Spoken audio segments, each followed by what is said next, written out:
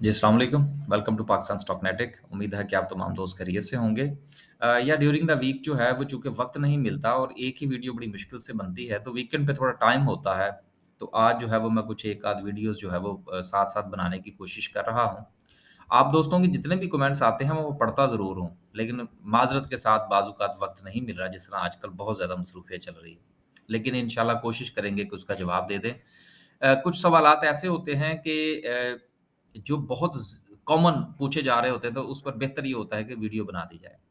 अब एक जो है सवाल ये पूछा जाता है जी कि डिविडेंड के लिए शेयर खरीदना और फिर बाज़ औक़ात हम एक गलती ऐसी कर बैठते हैं कि डिविडेंड की लालच में हम एक शेयर खरीदते हैं और फिर होता ये है कि फ़र्ज़ कीजिए कि एक शेयर था जो कि मिसाल के तौर पर ₹100 पे था।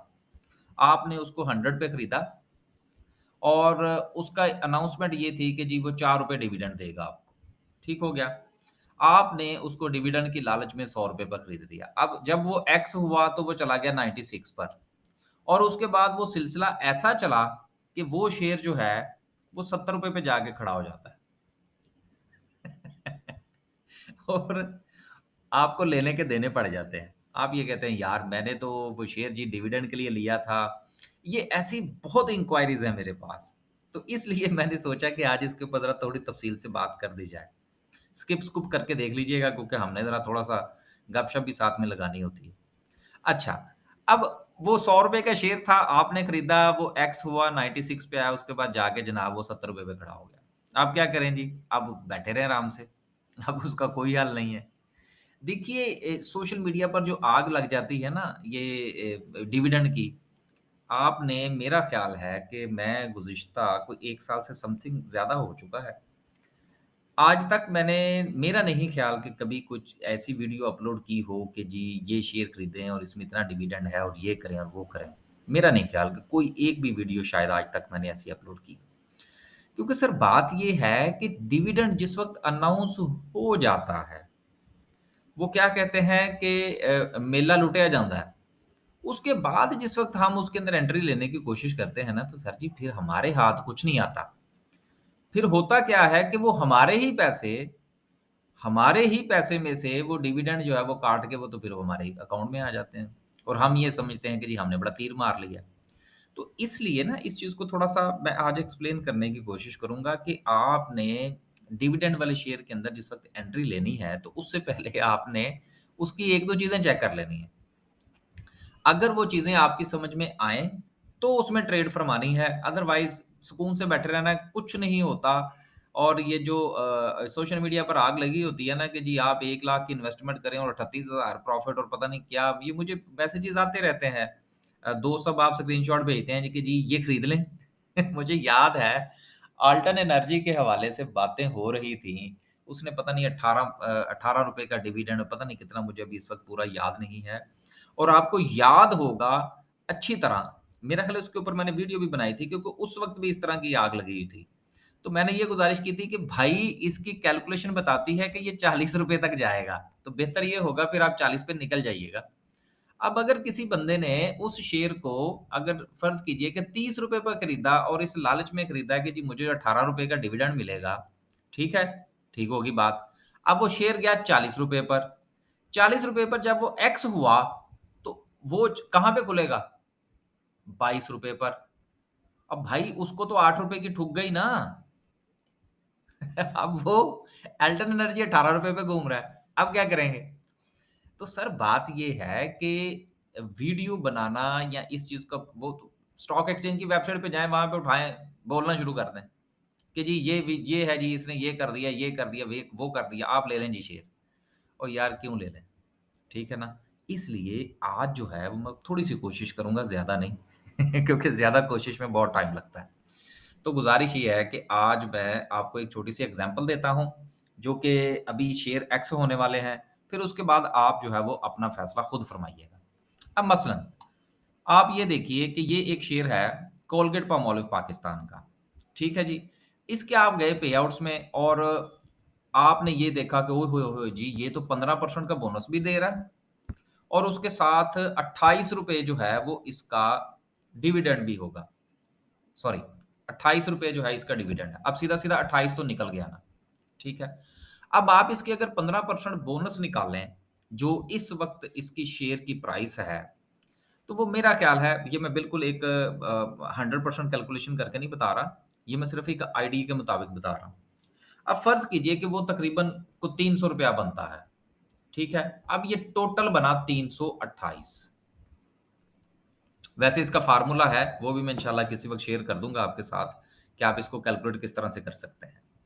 अब इस वक़्त ये शेयर जो है, ये ट्रेड कर रहा है ₹2400 के ऊपर, और आपको याद होना चाहिए कि मैंने इस शेयर के हवाले से बात की थी। उस वक़्त ये शेयर जो था वो तकरीबन 2100 या 2200 के करीब ये ट्रेड कर रहा था, और मैंने कहा था कि भाई ये 2400 तक जाएगा, लिहाज़ा जिनके पास है वो एन्जॉय करें, और जिनके पास नहीं है वो कूदने की कोशिश ना करें। मैं अक्सर एक बात कहा करता हूँ कि उड़ता तीर बगल में लेने की कोशिश ना किया करें, नहीं तो फिर बंदा फँस जाता है। अब 2 चीज़ें आपने देखना होती हैं। एक तो ये है कि वो शेयर ट्रेड किस प्राइस पर कर रहा है। दूसरा आपने ये देखना होता है कि उसके पे-आउट्स क्या हैं। और तीसरी चीज़ आपने ये देखनी होती है कि भाई मार्केट की सूरत-ए-हाल क्या चल रही है। और चौथी चीज़ आपने ये देखनी होती है कि माज़ी करीब के अंदर, यानी कि जिस वक़्त इसने अनाउंसमेंट किया शेयर के हवाले से, सॉरी, डिविडेंड के हवाले से, उससे पहले, अनाउंसमेंट से कुछ अरसा पहले इस शेयर की जो सिचुएशन थी वो कैसी थी? क्या ये जो रस है तकरीबन को ₹328 का, या 320 का कर लें, 300 का कर लें, यार 350 का कर लें, इसको हम जूस ही कहेंगे ना, प्रॉफ़िट ही कहेंगे ना। क्या ये लोग पहले से इसमें एन्जॉय कर चुके हैं या नहीं? अगर नहीं कर चुके तो फिर कूद जाइए, लेकिन अगर एन्जॉय कर चुके हैं तो फिर सुकून फरमाइए। नहीं तो होगा क्या? अब ये सिर्फ़ कोलगेट पाल्मोलिव की मैं एग्ज़ाम्पल दे रहा हूँ। आपने इसके ऊपर कैलकुलेशन नहीं करने बैठ जाना, लेकिन आपने चीज़ों को, बेस को समझने की कोशिश किया करें। शेयर्स के पीछे ना भागा करें कि जी ओहो! उस शेयर के बारे में बात हो गई है, वो खरीद लें, वो नहीं। असल बात समझने की कोशिश करें। वो जब आप बात समझ जाएँगे, वो फ़ॉर्मूला समझ जाएँगे, तो शायद ये दुनिया का कोई भी शेयर हो, दुनिया की किसी भी स्टॉक मार्केट का शेयर हो, आप उसको एनालाइज़ कर पाएँगे। नहीं तो फिर हम जिस तरह से मेरा यूट्यूब का चैनल है, ऐसे हज़ारों चैनल्स हैं। सबके चैनल्स देखेंगे, एक-एक शेयर उठाएँगे, 2 चल जाएँगे, कुछ 4 नीचे आ जाएँगे। आगे चलते हैं। अब देखिए, इसकी मैं आपको थोड़ी-सी मिसाल देता हूँ कि अब एंट्री कहाँ बनती थी, और अगर इस अनाउंसमेंट के बाद या इससे कुछ थोड़े दिन पहले अगर कुछ शेयर के अंदर कुछ अजीब किस्म की आपको हलचल हुई महसूस हुई हो, तो भी शेयर से परहेज़ करना है। और अगर गलती से आपने उसके अंदर चलती ट्रेन में आपने बैठने की कोशिश की है, तो फिर जहाँ पर वो ट्रेन रुके उसमें से उतर जाएँ। डिविडेंड के लालच में ना पड़े रहें, नहीं तो डिविडेंड जो है वो आप ही के पैसों में से माइनस करके आपको मिलेगा, और फिर आप उसको रिकवर करते-करते जो है वो फिर शेयर्स को होल्ड करेंगे या फिर कुछ और करेंगे। आगे चलते हैं। अब देखिए, पे आउट्स में गए, और पे आउट्स में आपने देखा कि जी इसने 15% का बोनस दिया है और 28 रुपए का इसका डिविडेंड है। कैलकुलेट कर लीजिए, मेरा ख्याल है कि 350 के आगे पीछे चीज़ ये मामला चलेगा। अब आप ये देखिए कि इसकी 1 महीने की मूव देखें आप। अब 1 महीने की मूव आपको ये बताती है कि ये शेयर जो था, ये इस लेवल पर ट्रेड कर रहा था जो तकरीबन 2100 से ₹2200 की रेंज थी, राइट? उसके बाद क्या हुआ कि एकदम से इसको आग लगी, और ये शेयर जो है ये 2400 पे चला गया, और इसके अंदर तकरीबन ₹200 का इज़ाफ़ा जो है वो ऑलरेडी हो चुका है। लिहाज़ा इसका मतलब ये हुआ कि सर जिन लोगों ने इसमें से कमाना था वो कमा चुके हैं, और ऐसे लोग जो हैं वो कभी भी डिविडेंड के मिलने का इंतज़ार नहीं करते। बात समझ में आई? क्योंकि जब इसमें से ₹300 निकलेगा, 350, 328 जितने भी निकलेंगे, सर ये शेयर वापस फिर 2100 पे आ जाएगा। तो आपने ₹2400 पर शेयर खरीदा डिविडेंड के लिए, और उसमें से अपना ही डिविडेंड माइनस करवा के तो आपने ₹2100 पर जो है वो शेयर फिर अपने पास कीप कर लिया, तो आपने क्या कमाया? आपने कुछ नहीं कमाया। अपने ही पैसों में से आपने वो जो डिविडेंड के ऊपर टैक्स लगता है वो भी आपने दिया। ट्रेड के पैसे भी आपने भरे, वो इसमें से माइनस हो गए, क्योंकि इसमें आपको वो ₹300 पूरा नहीं मिलना। जब वो आपके अकाउंट में आएगा तो उसके ऊपर टैक्सेस कटेंगे सर जी। तो फिर आप देखिएगा कि आपके हाथ में क्या आता है। अब इस एक एक और निशानी बताता हूँ आपको। ऐसी वीडियोज़ मैं बहुत कम बनाता हूँ, ये आप भी जानते हैं। अब चलते हैं आगे, इसको 6 महीने की मूव पे चलें। अब आप ये देखिए कि इस मूव से पहले, अभी मार्केट के ट्रेंड की हम बात नहीं कर रहे हैं, हम इंडिविजुअल शेयर की बात कर रहे हैं। मार्केट का प्रेशर होगा फिर तो कुछ भी हो सकता है। लेकिन बात को थोड़ा समझें कि देखिए इससे पहले जो है, वो शेयर इस तरह से ट्रेड कर रहा है, ठीक है? अब आप ये देखिए, यहाँ पर अगर आप लेवल निकालने की कोशिश करें तो तकरीबन ₹2200 का शेयर बनता है, ठीक है? और यहाँ पर जाने की कोशिश करें तो ये तकरीबन 2400 बनता है, ठीक हो गया? कि ये शेयर जो है ये ज़िग-ज़ैग की सूरत में आप यूँ समझ लीजिए कि ये साइडवेज़ हुआ था। ये मैं 6 महीने की बात कर रहा हूँ, ठीक है? अब उसके बाद जो निशानी है कि आपने क्या इस शेयर के अंदर ट्रेड फरमानी है या नहीं। अगर तो वो शेयर इस तरह से ट्रेड कर रहा हो, अगर वो शेयर इस तरह से ट्रेड कर रहा हो माज़ी करीब के अंदर और डिविडेंड अनाउंस हो जाए, तो उसके अंदर एंट्री फरमा लीजिए।